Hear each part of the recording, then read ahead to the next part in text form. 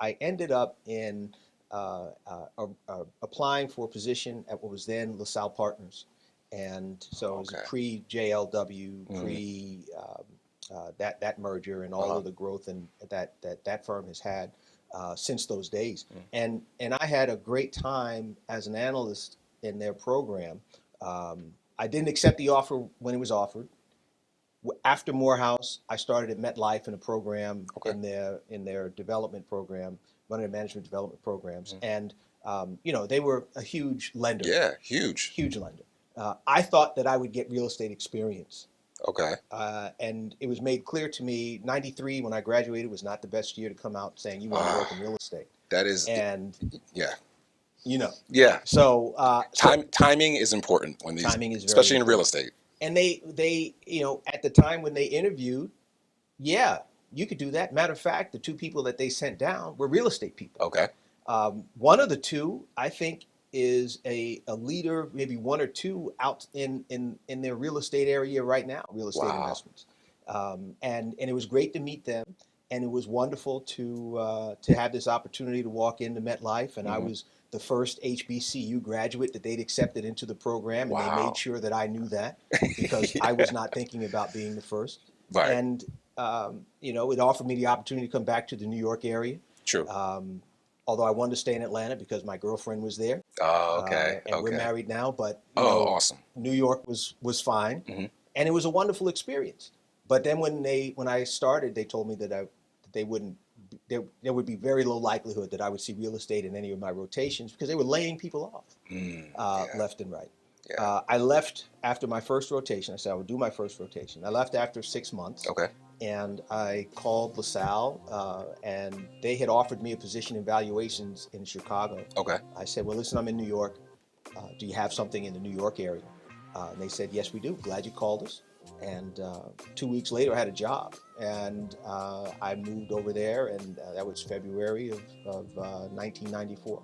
So I Wow. was there for almost 3 years, Okay. and that was just the beginning of my real estate career. So after Morehouse, I was not thinking about another degree, although I probably should have. Okay.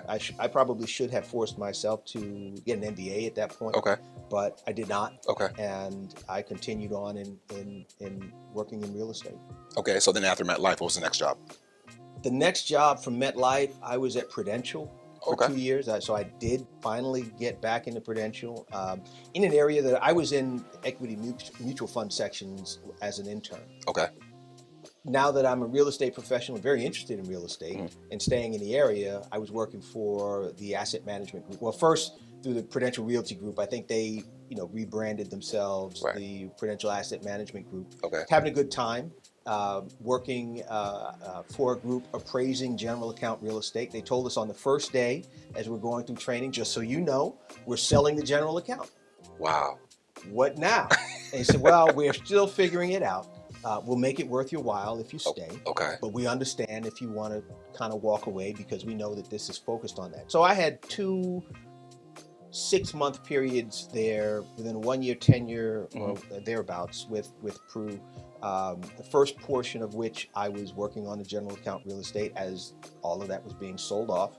Beautiful assets around the country. Prudential was a huge developer. Right. And then the second portion of that, we were working on selling the Times Square assets, Okay. development rights in Times Square, Okay. which was extremely interesting. Mm. And, we had a little project office behind what used to be the Nike sign, I think where the Reuters building is now in New York. And, I met a lot of New York personalities, brokers and owners, and had a great opportunity to learn about how development works in New York.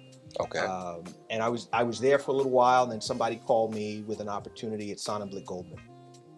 Awesome. So I went to Sonnenblick Goldman, because Prudential's making changes, I could make something else. And now I've gone from analyst, here's an associate spot. And I said, I'm an associate, I don't have an MBA. Look at what has happened. Like I went to Cushman and Wakefield. Okay. From Cushman, I went to URS. Okay. From URS, I came back to Cushman. So I was there for 6 years Right. altogether.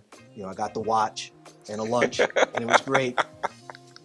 And then from Cushman Yeah. to CBRE, which is a really good story. We can come back to that. Okay. I've been at CBRE now for, I think this is my 14th year.